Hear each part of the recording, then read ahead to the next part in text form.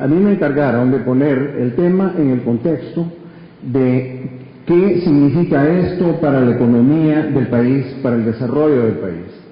Y para eso lo que se me ocurrió es hablarles de un concepto en economía que se llama la productividad total de los factores, que luego muy brevemente les explicaré lo que es, ustedes van a comprender.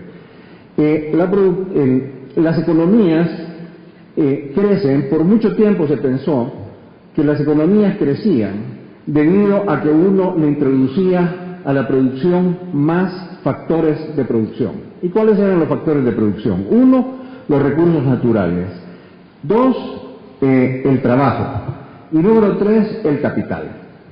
Entonces, la idea es, bueno, si ustedes, ¿cómo es que crecen los países? Bueno, si ustedes, por ejemplo, ustedes tienen muy buenos recursos naturales y encuentran nuevas minas o encuentran más tierra para producir en un país, ustedes pueden hacer subir la producción, ¿verdad? A veces, en la América Latina, realmente lo que sucede es no necesariamente es que se mejore la economía del país, sino que simplemente en los mercados internacionales suben los precios.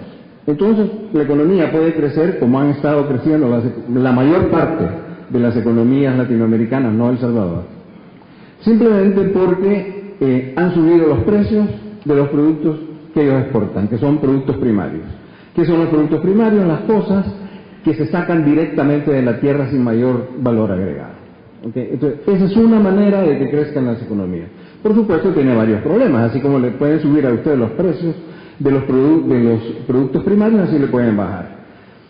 La gente que viene de mi generación puede recordar que en El Salvador en una época así vivíamos.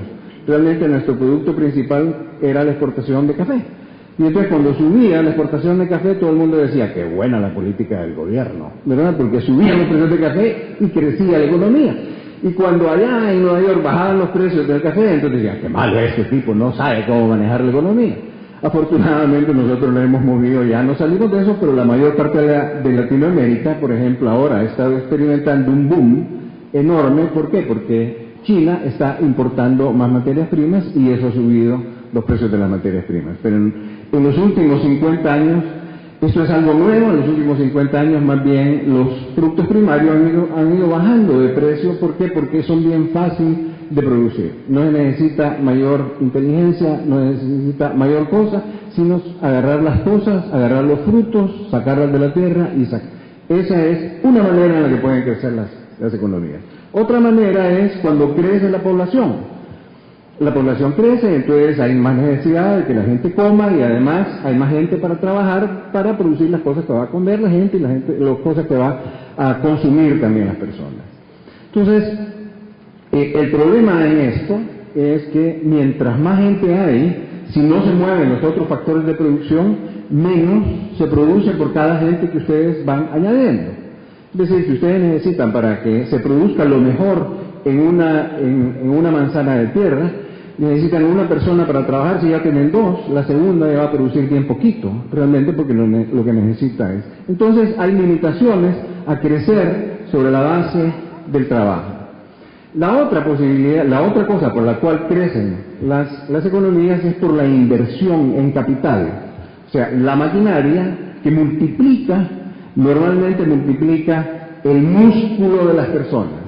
O sea, ustedes tienen en agricultura, necesitan producir más, en vez de que lo produzcan gente que está trabajando directamente en la tierra, ustedes compran un tractor. ¿Qué es lo que hace el tractor? Multiplica el músculo de la persona. ¿Okay? Entonces, esas son básicamente las tres maneras en las que se pensó siempre que podía crecer la economía. Por supuesto, dentro de la maquinaria va metida la tecnología, van metidos conocimientos también. O sea, porque para hacer nuevas maquinarias ustedes necesitan tecnología que se hace con conocimiento.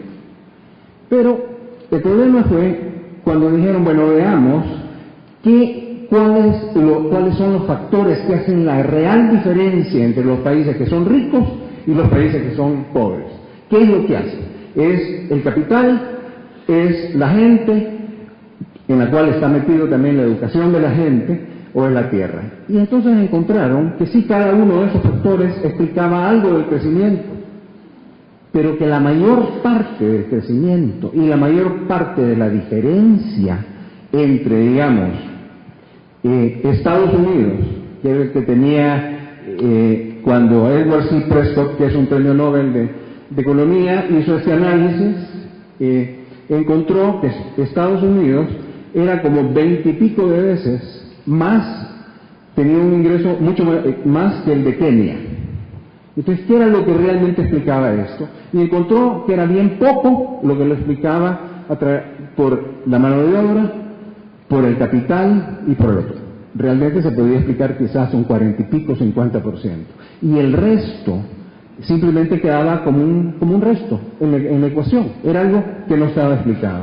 Y eso, poco a poco se empezó a analizar qué es esa cosa que no podían explicar los factores y se encontró que es la eficiencia con la que se usan los otros factores, que es la que se llama la productividad total de los factores, porque es como una persona puede usar con más eficiencia los factores que ella tiene, porque pueden haber países que tengan exactamente los mismos factores, los dos países, y uno ser bien rico y el otro ser bien pobre, y la diferencia la hace los que organizan esos factores para que sean lo más productivos posible. O sea, suben la productividad del país sin invertir más ni en maquinaria, o sea, con los mismos factores producen más. ¿Y quiénes son esos? Los empresarios.